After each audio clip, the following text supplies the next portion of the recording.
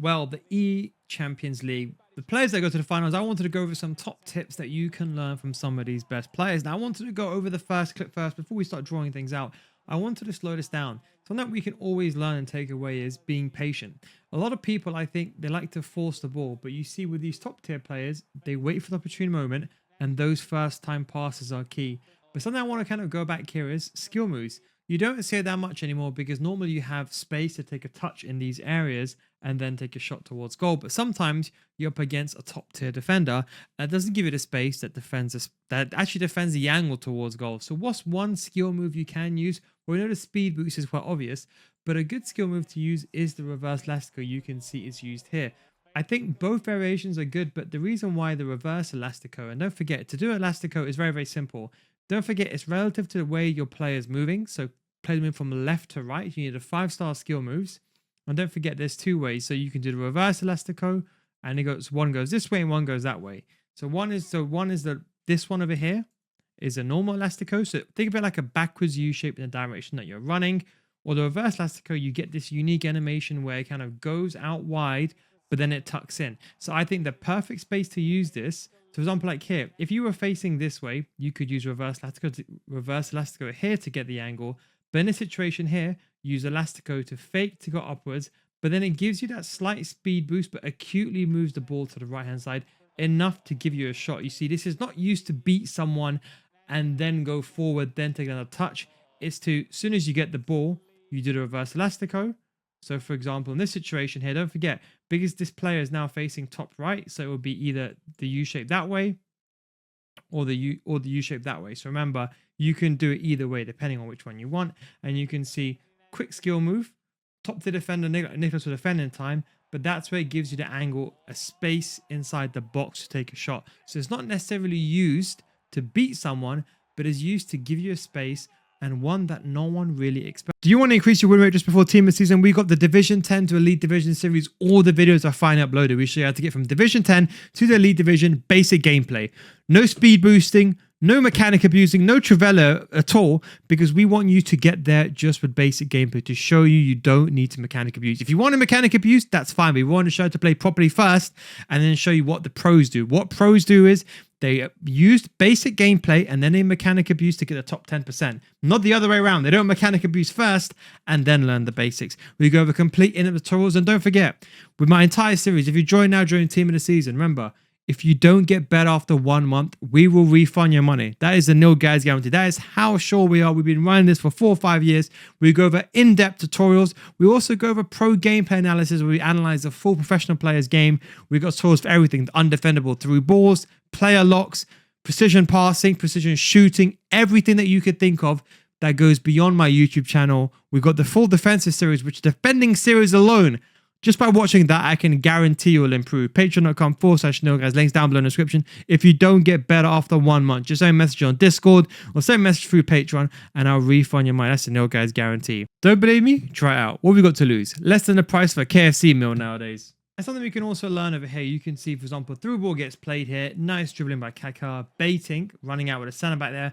And you can see baiting with the goalkeeper. This is actually very effective. Be careful, though, because you only want to do this once or twice. See, can't close down the gap. Although goalkeepers, when you rush out and hold the triangle, the Y button is very effective. Sometimes when you bring a player too close, they can chip it. Or sometimes when they're off the line, it gives the player more time to run. Sometimes fake bringing them out, just like a few steps, kind of close the gap towards goal, but also sometimes invites that chip. And you can see, okay, had it been a bit more power, it would have worked out. That's something just quick to take away here.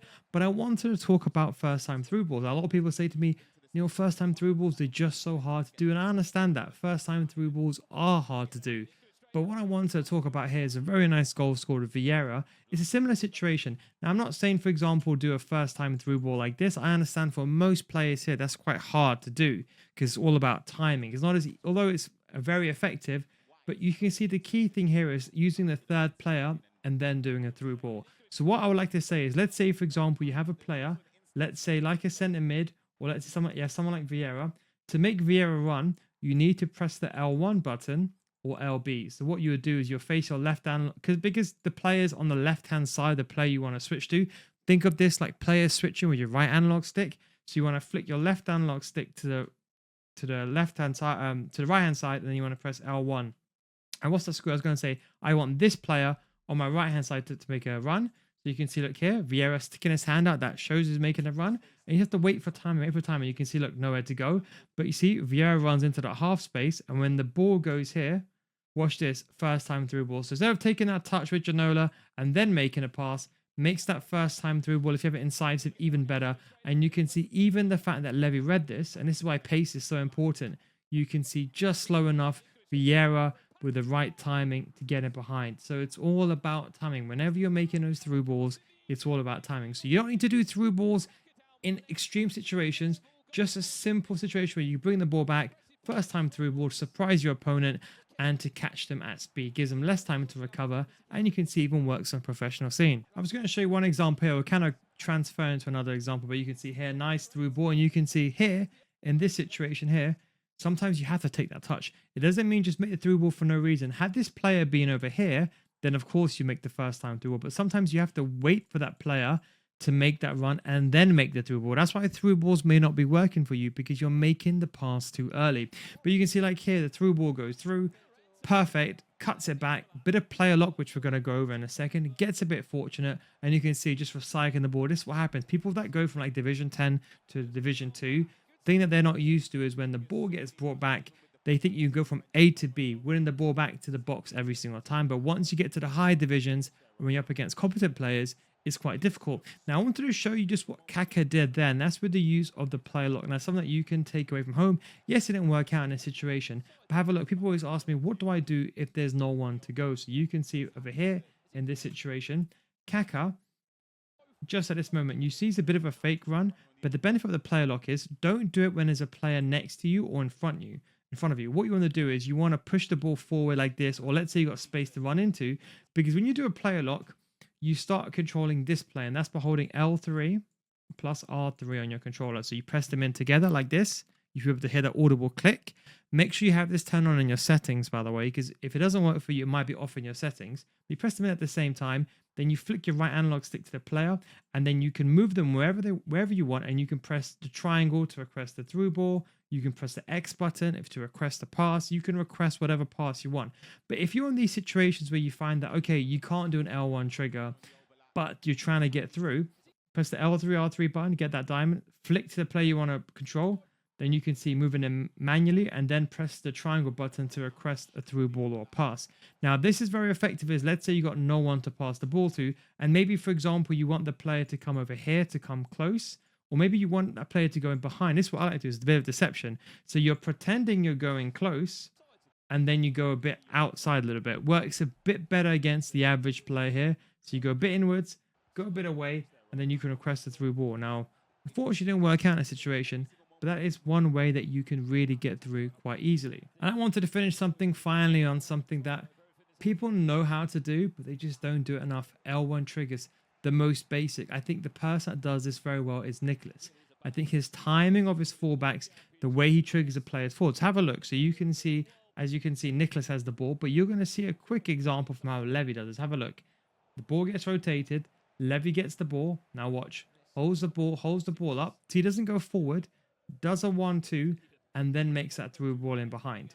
Same thing, so makes that run in behind. Same thing, look, with Di Roberto, makes that 1-2 and then makes that run in behind. So you see this, what I mean by the movements. I'm just going to show you again. Have a look. So first of all, we have the ball with Ginola first. And you can see, cuts backwards because can't go forward. Tries that player lock that I mentioned before. Realizes that maybe you can't make the pass because his player's in a way. Cuts back. Bit of deception, always changing it up. Presses the here the L1 button to flick this player to make a run, waits for the timing, and then doesn't make the pass. But you see, that's now distracted Nicholas to run away. You see that? Then when the ball gets rotated back in the middle again, you can see that's a 1-2 Ginola, and that's a player making a run. Di Roberto, you can see holding the ball. He's on a 1-2. That's an L1 plus X pass. So the ball giver makes the pass, then makes a run straight forward at that point, and you can see it creates space. So even though in these situations, those areas of market, it creates that passing option there. And when you recycle the ball, unfortunately, it doesn't work out in a situation, but it's the ability to get the ball. And you can see it does it perfectly over here. Watch, same thing again.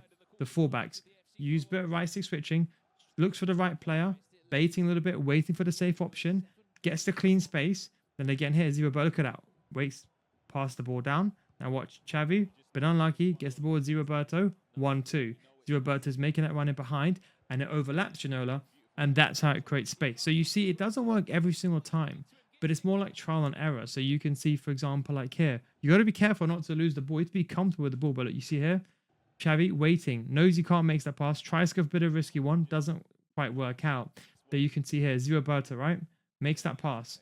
Does a 1-2. That's an L1 plus X pass. That means Ziroberto is going to be making a run going forward. So all he has to do now is Levic has to wait, makes a pass going upwards. And he knows here it's now a 3-on-1 because this player is kind of out of position. So you can see this all starts with the over the pressure here at Beckham.